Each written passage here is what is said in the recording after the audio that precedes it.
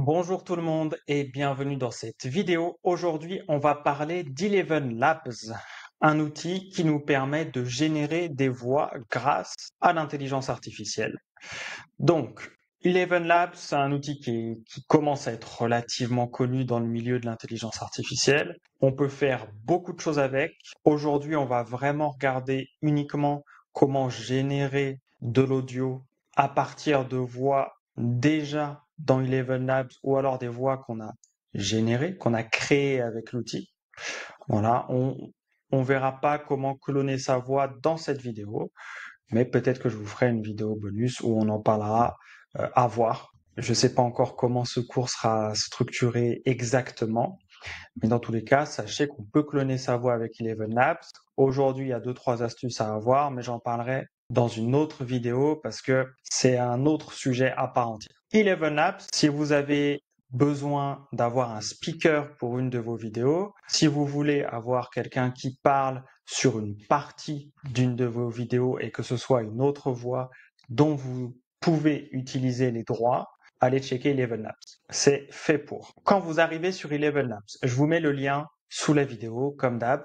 Vous créez votre compte, vous vous connectez et vous arrivez sur Eleven Labs et vous avez Speech Synthesis, donc synthèse vocale, synthèse de texte pour avoir effectivement votre audio et ça ressemble à ça. Vous avez les settings, les paramètres, le texte que vous voulez transformer en audio et ensuite vous cliquez sur générer pour avoir votre audio et du coup avoir ce que vous voulez si ça a bien fonctionné.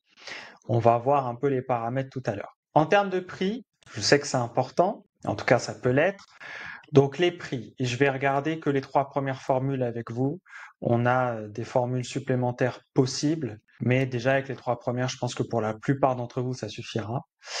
Dans un premier temps, en tout cas pour un test. On a la possibilité encore à l'heure actuelle d'utiliser l'outil gratuitement, ce qui nous permet d'avoir 10 000 caractères par mois. Donc 10 000 caractères, c'est quoi? En gros, dans bonjour, il y a 7 caractères, 7 lettres. Un espace, je crois que c'est compté comme un caractère aussi.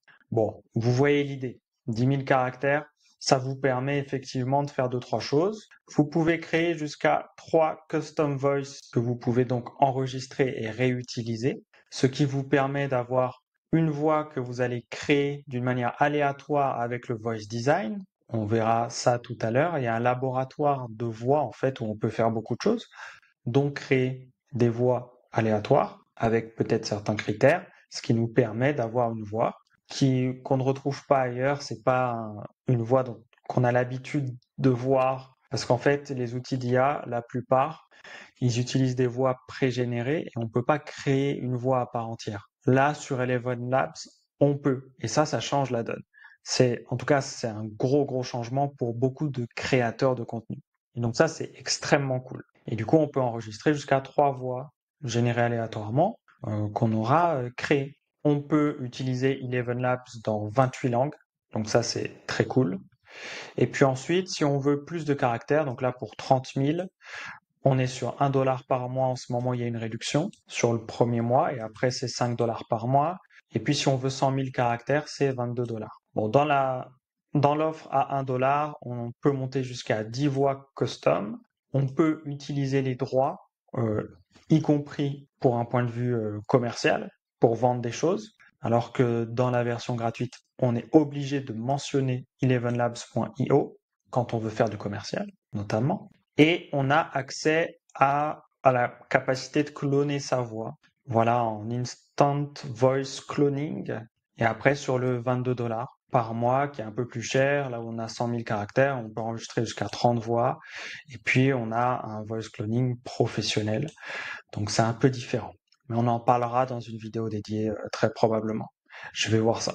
Et puis, on est sur de la haute qualité audio. Donc, si vous faites de l'audio d'un point de vue professionnel avec vraiment juste de l'audio ou alors que vous êtes vraiment à la recherche d'une qualité optimale au niveau de l'audio, ça peut être sympa. Et sur le $22 par mois, vous pouvez rajouter des caractères en payant 30 centimes pour les 1000 caractères. Donc ça, c'est pour la partie pricing. Maintenant, on va voir comment ça fonctionne. Concrètement, si vous avez des questions, déjà, dans la partie ressources, en haut, vous avez le menu et vous avez la partie ressources et la partie guide notamment. Donc dans la partie guide, vous avez plein de choses, introduction, etc. C'est un outil qui est en anglais, mais vous avez Google Traduction pour le traduire. Vous avez parfois même un bouton dans votre navigateur pour traduire automatiquement la page sur laquelle vous êtes. Il y a plein de façons de le faire pour traduire en français si vous préférez. Voilà. Et donc, comment commencer, comment s'inscrire, etc. Et vous avez une documentation pour l'API. Alors l'API, ça permet de vous connecter directement à l'outil et de créer des choses avec. Bon, je ne vais pas être plus long là-dessus. Je pense que si vous avez besoin d'utiliser l'API d'Eleven Labs, vous savez déjà ce qu'est une API et vous vous en sortirez sans problème avec la documentation. Et si vous avez des questions, je suis là. Alors maintenant, quand on veut générer des voix, comment on fait? On va sur Speech Synthesis. Ensuite, on choisit sa voix. Donc dans les voix, il y a plusieurs parties. Il y a les voix utilisées récemment, on a les voix clonées si vous en avez, on a les voix qu'on a générées, donc ça on verra juste après comment générer des voix, et on a les voix préfaites, déjà préfabriquées. Donc là, il y en a quelques-unes, ça vous permet de faire des tests, voilà. Mais c'est des voix qui sont utilisables par tout le monde, celles-ci, celles qui sont préfaites, et donc on risque de les retrouver dans d'autres vidéos. C'est moins personnalisé, enfin c'est pas personnalisé, du coup c'est voilà. Même s'il y en a beaucoup, c'est pas forcément ce que je vous recommande de faire. Donc là, pour cet exemple, je vais utiliser une voix que j'ai générée, donc on va prendre Révolution solaire. On va checker ça, on va générer, et puis on va voir ce que ça donne. Alors, je ne sais pas si vous aurez l'audio à chaque fois, donc je vais faire très simple, Donc une fois qu'on a choisi sa voix, on clique sur générer. Donc là, c'est généré ici, et on peut l'écouter. Si vous vous demandez où est-ce que vous pouvez la retrouver, dans History, hop, si on ouvre ça, tac, vous avez la dernière chose que vous avez créée ici. Vous voyez, j'ai fait plusieurs tests avant. Donc ça, vous avez votre voix. Alors, si vous voulez changer de voix, vous changez de voix, vous pouvez tester le même écrit avec une autre voix et voir ce que ça donne. Maintenant, je vais enlever les écouteurs, ce sera mieux. Maintenant, on va voir un peu quelques paramètres importants. Parce que la voix, ok, c'est cool. Les voix fonctionnent très bien. Celle-ci fonctionne très bien. Les voix clonées, c'est un peu plus technique à l'heure actuelle. Ça va probablement s'améliorer, mais à l'heure actuelle, c'est un peu plus technique. Mais tout ce qu'on voit aujourd'hui, normalement, ça fonctionne relativement bien. Il y a quand même 2-3 choses à avoir en tête. C'est notamment les nombres. Les nombres, ça fonctionne moyen si vous les écrivez en nombres. Ça veut dire que ça va tout le temps parler anglais. Ça va dire 2023 en anglais. Si vous voulez que ça le dise en français, écrivez 2023 en toutes lettres. Alors, si vous voulez le faire automatiquement, donc traduire automatiquement, enfin changer dans votre texte automatiquement les nombres en nombres écrits en toutes lettres, vous allez sur ChatGPT, vous lui demandez, ça le fait très très bien en 2 secondes, il n'y a aucun souci particulier et vous n'avez pas besoin de tout réécrire. Il y a des traitements de texte aussi qui vous permettent de le faire en un clic. Voilà, donc ça c'est très rapide, c'est un truc à savoir. Pour le moment, c'est comme ça parce que là, vous voyez dans les langues, donc si on va dans Eleven Multilingual V1, pareil, je ne sais pas si vous le verrez à l'écran, mais en gros, vous avez 3 options. Vous pouvez choisir anglais. Donc là, ça va juste parler en anglais. Donc il faut que votre texte soit en anglais, de préférence, à part si vous voulez faire des choses originales. Mais bon, si on veut une voix anglaise, normalement, c'est pour dire quelque chose qui est écrit en anglais. Ensuite, vous avez le multilingual, donc le multilingue V1, où là, vous avez quelques langues, une petite dizaine. Anglais, français notamment. Donc là, c'est bien. Vous n'avez pas besoin de choisir votre langage. En fait, c'est pas que vous n'avez pas besoin, c'est que vous ne pouvez pas. Dans le multilingue, voilà, ça va détecter automatiquement la langue.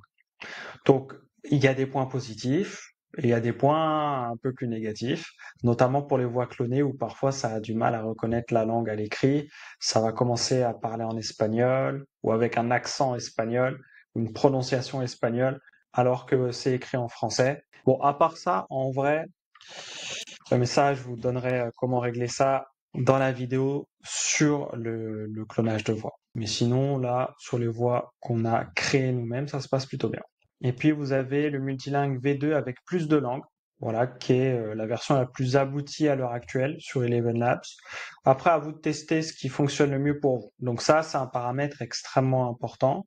Ensuite, on a la partie Voice Settings avec tous les autres paramètres. Si vous voulez que la voix change très peu d'une génération sur l'autre, parce que peut-être que vous allez générer du texte, et puis vous allez faire peut-être plusieurs vidéos avec la même voix. Alors, dans ce cas-là, ce que vous faites, c'est que vous pouvez mettre plus de stabilité. Vous pouvez monter par exemple à 90% de stabilité, comme ça va toujours garder le socle de la voix 90% du temps. Vous pouvez mettre 100% si vous voulez. Bon, lisez bien les indications aussi. Donc ça, c'est pour la stabilité, parce que ça peut changer. Et de base, c'est mis pour que ça fluctue un peu, mais pas trop non plus. Voilà, qu'on reconnaisse la voix quand même très facilement, mais que ça puisse changer quand même pas mal. Donc c'est pour ça que quand vous faites deux générations du même texte avec la même voix, parfois, il y en a une que vous trouvez mieux que l'autre. C'est pour ces raisons de stabilité, c'est que ça peut bouger. Donc si vous voulez que ça bouge moins, stabilité le plus possible. Pareil, faites vos tests. Alors, la clarté et la similarité, pareil, un peu le même principe. Et puis l'exagération du style, ça, vous pouvez le travailler plus ou moins. Donc les voix peuvent avoir des styles plus ou moins marqués et on peut aller sur le style exaggeration pour faire tout ça. Voilà, en gros, avec ça et avec quelques tests de votre côté, vous devriez y arriver sans souci, en sachant que les settings de base sont très bien pour un usage standard. Alors maintenant, on va voir comment générer une voix. Donc on va aller dans le Voice Lab. Dans le Voice Lab, vous avez vos voix que vous avez déjà créées qui sont enregistrées et vous avez la possibilité ici sur le plus d'ajouter une voix générée ou de cloner une voix. Donc on clique sur le plus et on va dans Voice Design pour générer une voix. Et dans Voice Design, on choisit le genre. Est-ce qu'on veut une voix féminine ou masculine? On va choisir l'âge. La voix va varier aussi en fonction de l'âge du coup. Et on va choisir l'accent. Alors en termes d'accent, pour le moment, on n'a que des accents anglophones. C'est probablement des choses qui vont arriver par la suite, mais quand on génère des voix et que ça voit que c'est en français et que du coup ça parle français, on n'a pas d'accent particulier. Ça peut arriver parfois d'avoir des accents canadiens sur certaines voix ou québécois, mais il y a des voix qui fonctionnent très bien où il n'y a pas d'accent du tout. Donc à vous de générer des voix qui fonctionnent bien pour vous. D'ailleurs, n'hésitez pas à tester plusieurs accents et voir un peu ce que ça donne quand vous générez pour trouver la voix générée que vous allez préférer en fonction de votre cas d'usage. Voilà. Et puis, la force de l'accent, on peut aussi la déterminer ici. Donc ça va de 30% à 200% à l'heure actuelle. Vous avez un texte de base, vous pouvez le changer. On peut repartir sur un texte en français, par exemple. Ça vous permettra de voir directement ce que ça donne en français. Donc là, je vais prendre par exemple un accent australien. Je vais générer ça. Ah oui, il faut au moins 100 caractères. Là, j'en ai que 20. On va le faire comme ça. Je génère et ça me permet de voir un peu ce que ça donne. Là, du coup, ça donne quelque chose d'assez marrant, mais que je vais pas garder. Mais du coup, si jamais vous voulez garder la voix, vous cliquez sur Utiliser voix, vous la nommez, et puis c'est parti. Vous pouvez la décrire aussi. Et donc là, si on prend par exemple une voix australienne, description, test, créer la voix. Et donc là, ça va vous générer la voix qui a été créée aléatoirement juste avant, et vous la retrouvez ici. Vous pouvez cliquer sur Utiliser et vous la retrouvez aussi sur le Speech Synthesis, ici dans les voix générées australiennes, et vous pouvez générer votre texte. Et l'avantage, c'est que là, dans ce cas-là, la voix australienne, c'est une voix que personne d'autre n'a. Ou alors peut-être qu'aléatoirement, il y a quelqu'un qui a eu une voix similaire ou autre, tout comme il y a des humains qui ont des voix similaires. Mais ça s'arrête là. Donc, ce sont des voix uniques, personnalisées, et je trouve que c'est un gros avantage par rapport aux voix qui sont préfaites et que tout le monde va utiliser un peu, et du coup, on va retrouver des voix similaires parfois sur des chaînes YouTube qui n'ont rien à voir, et je trouve ça un peu dommage la plupart du temps. Après, ça peut avoir son intérêt dans des cas spécifiques, encore une fois. Sur Eleven Labs, je pense avoir fait le tour des notions importantes. De toute façon, si vous avez des questions, vous savez comment me contacter. Prenez soin de vous et je vous dis à très vite dans de prochains contenus.